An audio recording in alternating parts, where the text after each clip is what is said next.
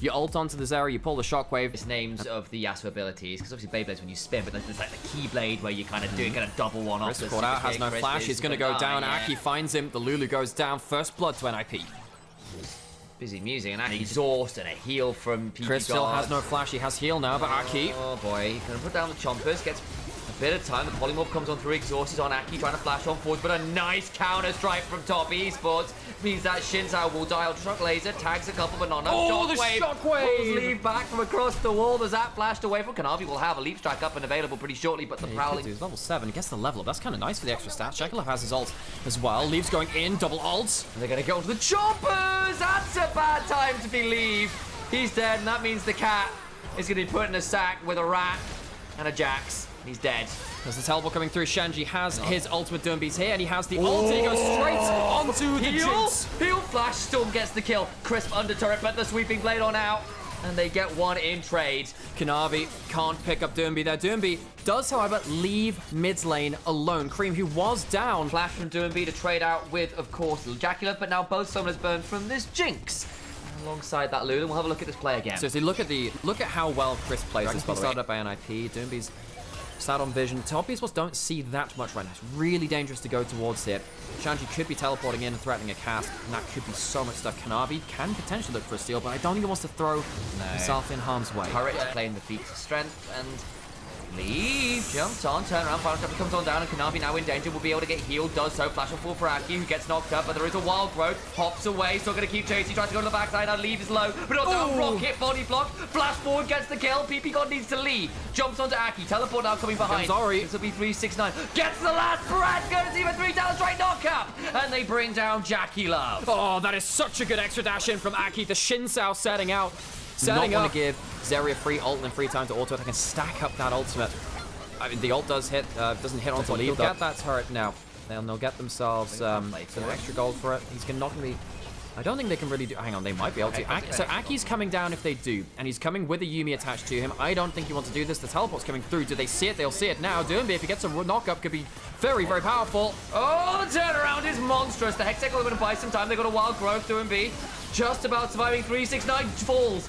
Finally, Kanavi looking to turn it around. They've burned a lot. Shockwave still up. Shockwave is still up. They can go on to the Jax. Flashed away from by Doombe. 1 for 1 as it stands. Looking at the other side though. Shanji goes back on in. Leave pops the lightning crash, but doesn't really hit anyone. Counter strike back up. Doombe in danger. No minions to slide through. It's a triple to Kanavi on the Jax. Last time he went for a big play, Kanavi missed. I saw any valuable autos from this Zeri, who would have been a key part of that. Has now picked up 2 items.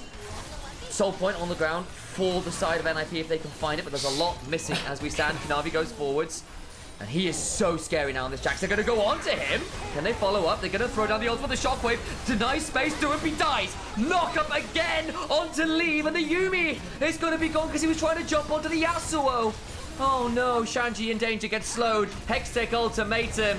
And they get a triple kill to Cream's Orianna. Oh, they're just handing out all the kills now. NIP are misjudging the value of the double shields from top Esports, and I think they're losing their heads a little bit. They won't be able to get themselves towards the dragon and get themselves the burst combo. And with this kind of composition, you fall behind in your objectives and your gold. It becomes really, really difficult to play it in the future.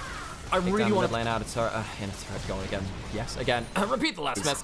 Really able to make even more of these explosive plays. They have flash on Kanavi, they have flash on Jaculov and Crisp. They could really just full send it at any time, just like this. Zaki will audacious charge onto the turret, try and get towards 369, but now they're just going to attack this turret. They're going to find a nice knock-up with the Crescent Guard, but 369 will use the Hextech ultimatum. We'll have a teleport to respond just after. Aki flashes away. The final chapter, the heal, the zoomies, the wild growth! It's exceptional!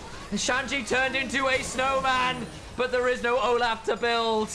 He's dead. It ain't frozen. It's melting. It's all falling apart for NIP. The Wombo combo is lacking the Wombo. Oh, this Lulu has been disgusting. The Atakan gives them some withdrawals to work around too. Top Esports, I think a lot of people maybe consider them underdogs because they came through the lower bracket and NIP came through. Turnaround, get the organization to 10,000 LPL career kills. Some claps in chat. It has to be that or bust, and then Leave has to clean up what remains. Surely Doombe's debut split back in after such a promising group stage doesn't end like this. Well, Top Esports would like to write their own story. Top Esports are really one of those all-time elite LPL teams. Yes, they've changed some players, changed some of the paint on the cover, really. But Kanavi coming in for TM, Chris coming in for Mako.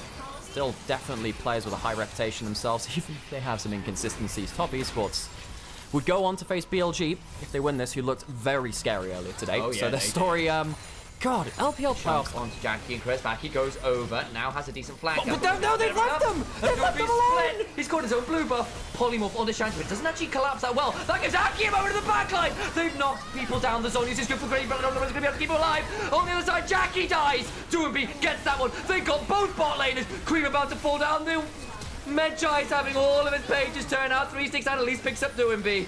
But leave alongside this Yuumi. Cream still running. Actually might get out and hold on to those pages. Cream just about lives, but Top Esports, I thought they'd found a wonderful way to split the fight as the Hex Gate had separated the team, but no, NIP, they close their eyes, draw a bead on Top Esports, and they somehow find the mark. Aki saves the game with the Yuumi on his back, and they'll take the Baron. They might be able to take themselves the Dragon afterwards too. Actually, I'm not sure about that because there's a teleport back to the Nexus turrets because there are double inhibitors leading to Superminions taking a Nexus turret. I didn't think we'd even get to the point where NIP would have to think about the game beyond this point, but here we are. Aki saves the game with the Yuumi on his back, and they'll take the Baron. They might be able to take themselves the Dragon afterwards too. Actually, I'm not sure about that because there's a teleport back to the Nexus turrets because there are double inhibitors leading to Superminions taking a Nexus turret. I didn't think we'd even get to the point where NIP would have to... Was critical. They will lose this Dragon. It's only second, though. It's not the end of the game. But NIP find this top lane tower is going to go down despite that Baron buff. The Baron Power Blade gave them 2,000 gold to the advantage, but it is still them stuck on their side of the map. They barely have a ward outside of their own base. But time was what they needed. Time is what they get. Look what's in doing. How's been scared. Jekyll has to play. He doesn't have flash. He can't flash of Cask if it came in from that. Kanavi goes in and he forces the fight. To leave. The wall goes after. The Zeri's down.